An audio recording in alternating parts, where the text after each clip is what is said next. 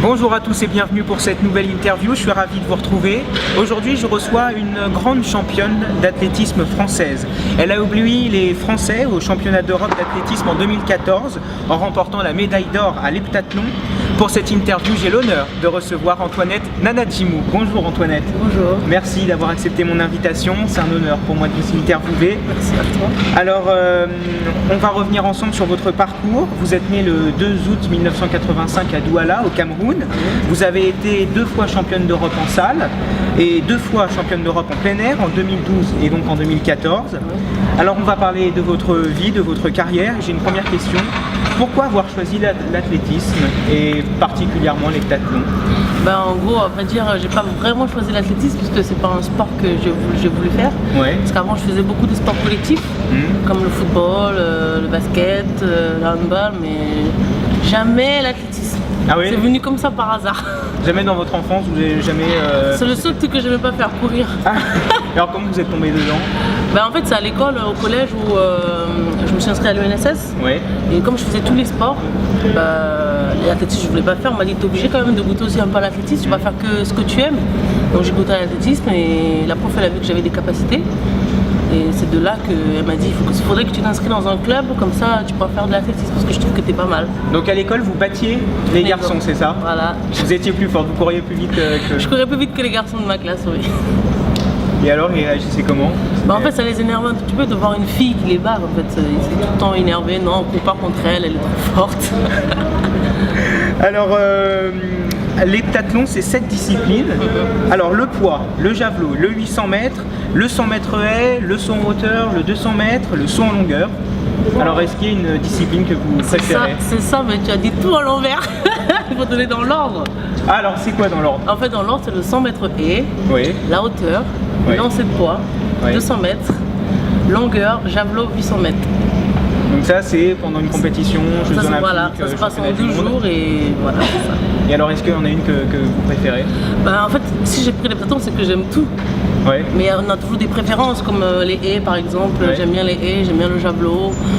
En fait, j'aime tout en fait. Et alors comment est-ce qu'on est noté sur ces épreuves? En fait, c'est simple. En fait, dans chaque épreuve, en fait, tu dois aller le plus vite possible pour avoir le nombre le max de points. Après chaque discipline, en fait, on additionne des points. Et en fait, celle qui a le plus de points, en fait, c'est elle qui remporte la compétition. D'accord, donc à la fin... Voilà, c'est elle qui a le plus grand total, en fait. Alors comment est-ce que vous vous entraînez? Il y a combien d'entraînements par semaine? Avant, j'avais qu'un seul coach, par exemple, je m'entraînais 2 fois par jour. Ouais. 6 jours sur 7. Ah oui. Et maintenant, en fait, j'ai changé en fait, ma façon de m'entraîner puisque je voulais m'entraîner comme une spécialiste. Ouais. Donc, je suis allée voir les spécialistes. Donc, maintenant, j'ai 3 entraîneurs. Donc, c'est un peu plus dur. Parce que avant ce que j'avais, c'était que spécialement les combinés.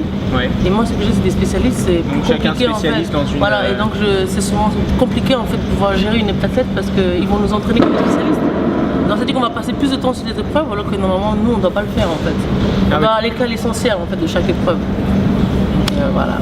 Et alors ce sont des entraînements en groupe ou vous vous entraînez toute seule avec vos entraîneurs? Non, maintenant ça va avec ma nouvelle team, maintenant c'est en groupe, on est une dizaine, donc c'est pas mal, c'est top.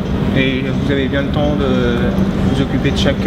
Oui, puisqu'il y a 3 coachs, donc chaque coach s'occupe de son truc spécifique, donc ça va. Alors double championne d'Europe en salle, double championne d'Europe en plein air. Alors qu'est-ce que vous préférez? L'intérieur, l'extérieur? Qu'est-ce que ça change en fait à vrai dire? En fait l'intérieur c'est plus facile parce qu'il n'y a que 5 épreuves. C'est en 60 mètres haie, c'est tout petit. Ouais. La longueur et le seul truc qui est dur c'est le 800 mètres parce que c'est toujours le plus long. Il y a 2 tours en salle, alors que dehors il y a 4 tours en salle et dehors il n'y a que 2. En fait c'est pareil, c'est la même distance mais psychologiquement ça... C'est plus long. c'est plus long. Et alors c'est mieux plein air, dehors? Moi je préfère plein air. Et alors, quel est l'emploi du temps d'une championne comme vous? Qu'est-ce que vous faites de vos journées? J'ai pas de vie en fait, je fais que du sport, je m'entraîne 2 fois par jour en fait, de 10h à midi. Ensuite je reviens au stade de 15h à 18h ou 19h, ça dépend en fait des jours. Ah oui, c'est quand même En fait je fais ça à plein temps. Ah oui, c'est vraiment tout le temps, vous êtes obligé pour le sport. Je fais que ça, voilà. Une grande passionnée alors, passionnée, grande championne tout à fait. Oui. Pour faire ça, il faut être passionné, sinon ça sert à rien. Alors, vous vous êtes entraîné à l'INSEP, le temple du sport, et vous allez dans les prochains jours déménager à Montpellier. Qu'est-ce qui vous a poussé à quitter la région parisienne? En fait, je voulais changer d'air, changer d'environnement, tout changer. Parce que ça fait presque 10 ans que je m'entraîne à l'INSEP. Je pense que j'ai déjà tout vu, en fait, je voulais voir autre chose. Donc vous allez vous entraîner avec 3 entraîneurs, alors Bertrand Valsin, Jean-Yves Cauchan et Bruno Gagère, qui sont d'ailleurs entraîneurs de Kevin Mayer. Ça va être mieux avec eux, ça va être différent. Moi je pense que ça va être mieux avec eux parce que eux c'est vraiment combiné, c'est vraiment la maison des combinés, donc ils vont mieux s'occuper de moi. Je dis pas que les autres s'occupent pas de moi, c'est juste que eux comme c'est vraiment des coachs de la spécialité, donc ils sauront mieux me préparer pour les grands championnats et être en forme quoi, que les autres qui sont les spécialistes qui veulent juste m'entraîner sur chaque épreuve. Je serai forte sur une épreuve mais pas les autres en fait. Alors maintenant, vos objectifs après la déception de Rio, qu'est-ce que vous visez? L'année prochaine, championnat du monde déjà, à Londres. J'espère la médaille. Médaille d'or. On dit la médaille, on dit pas la couleur. On dit pas la couleur jamais? Non, jamais. On dit une médaille, pas la couleur. Parce que quand tu dis la couleur, si tu l'as pas, t'es déçu, donc faut pas le dire. Et alors Antoinette, vous avez tout le temps la pêche, tout le temps le sourire? Je sais pas, ça dépend. Qu'est-ce qui vous met en forme comme ça? Je pense que moi c'est ma joie de vivre, j'aime bien, je sais pas, je suis un peu folle dans la vie, donc je sais pas, je suis comme ça. Alors changeons de sujet maintenant, vous avez 2 passions dans la vie, donc le sport et la mode. À quand votre marque? Quand est-ce que vous allez avoir... Ma marque? Oui. Je sais pas encore, peut-être dans 2 ans. Ça sera pas Nana Jimou, mais bon. Non, peut-être je pense dans 4 ans, il y aura ma marque.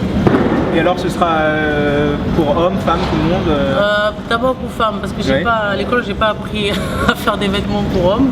Donc pour l'instant c'est que les femmes. Et alors qu'est-ce que vous aimez dans la mode?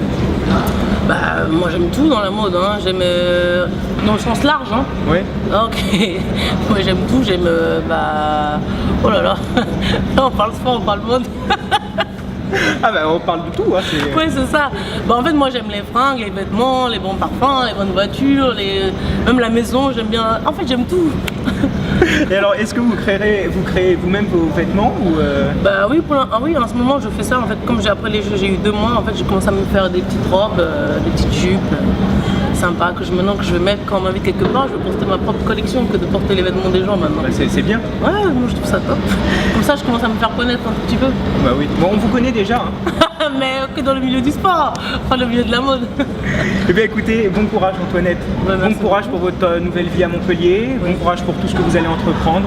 Merci infiniment d'avoir accepté mon invitation. Merci à vous. Hein. Voilà, c'est la fin de cette interview. Merci à vous de l'avoir regardé. N'oubliez pas que vous pouvez me rejoindre sur les réseaux sociaux, Facebook l'interview de Mathieu Carman, mais également sur Twitter, Snapchat et Instagram, Mathieu Carman avec 2 T. Je vous dis à très bientôt pour une nouvelle vidéo. Salut, merci Antoinette. Merci à toi.